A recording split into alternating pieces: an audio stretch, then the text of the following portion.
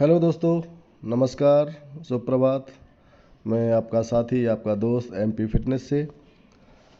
जैसा कि आप सभी को पता है कि 1 जुलाई 2026 से आपका प्रारंभिक प्रशिक्षण आरपीएफ ट्रेनिंग सेंटर्स में शुरू होने जा रहा है। तो मैं आपको यह बताना चाहता हूं कि ट्रेनिंग के दौरान आपको कौन कौन सी इंजरीज होने का डर रहता है, जिससे हम बच सकते हैं अगर हम सही तरीके से प्रशिक्षण लेते हैं। तो आपको करना क्या है कि अभी आपके पास लगभग 20 दिन का समय है। तो आपने, हो सकता है कि बहुत सारे कैंडिडेट ने रनिंग छोड़ रखी है, एक्सरसाइज छोड़ रखी हैं, और आप जब अचानक ट्रेनिंग में आएंगे, जब 1 तारीख को आएंगे, तो आपका शेड्यूल ऐसा हो जाएगा कि आपको समय नहीं मिलेगा।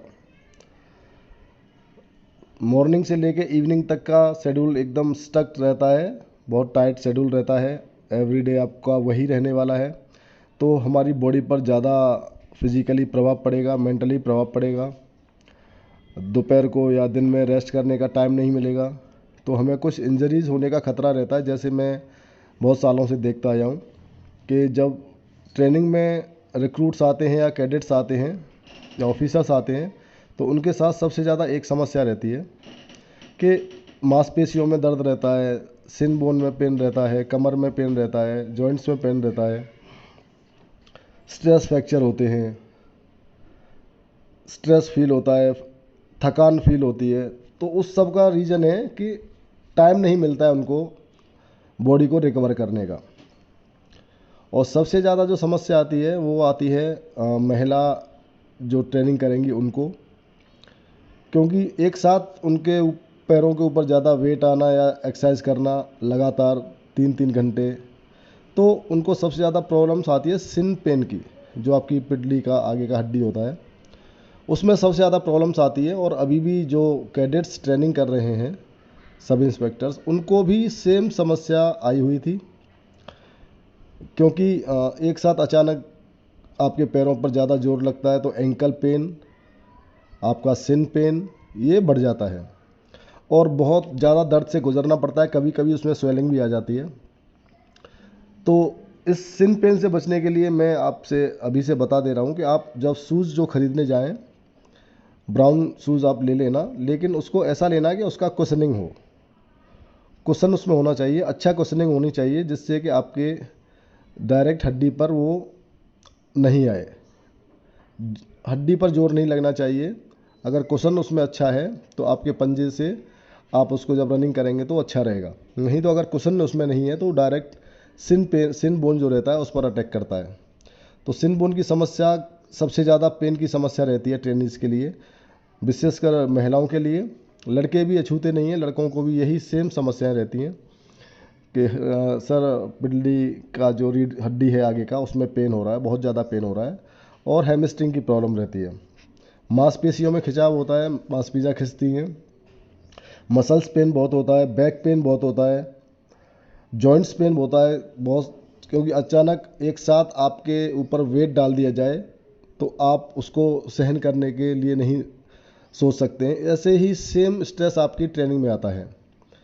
तो आप अभी से ऐसा करें कि इन चीज़ों से बचने के लिए एवरी डे मॉर्निंग में 1 घंटा अपनी एक्सरसाइज के लिए दें, जिसमें आपका हल्का फुल्का वार्म अप हो, 1 से 2 किलोमीटर रनिंग हो, पुशअप्स और सिटअप्स करें, आप क्रंचेस करें, शोल्डर की एक्सरसाइज करें। ये जब चीज़ें आप करेंगे और ग्रेजुअली उसको इंक्रीज़ करिए, धीरे धीरे बढ़ाइए। उसके लिए आप अच्छे शूज़ पहनिए, हाइड्रेट रहिए, पानी ज़्यादा पीजिए, पानी की कमी नहीं होनी चाहिए। 20 दिन है आपके पास, और मेरी ये सलाह है आप सभी को, महिला और पुरुष दोनों के लिए, कि आप हाइड्रेट ज़रूर रहें, बॉडी में पानी की कमी नहीं होनी चाहिए। प्रॉपर जो आपकी एक्सरसाइज है वैसा करिए, गलत तरीके से एक्सरसाइज मत करना। रेस्ट आप करिए, रिकवर करिए बॉडी को, क्योंकि मसल्स का रिकवर होना बहुत ज़रूरी है। और जब आप ट्रेनिंग सेंटर में आएंगे तो वहाँ यहाँ आपको ज़्यादा रेस्ट मिलेगा नहीं।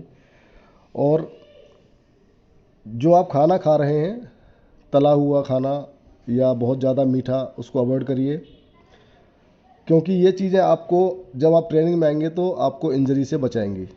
जब आप एज ए वार्म अप होके आएंगे लगभग 20 दिन, तो आपको ज़्यादा स्ट्रेस नहीं रहेगा बॉडी पर।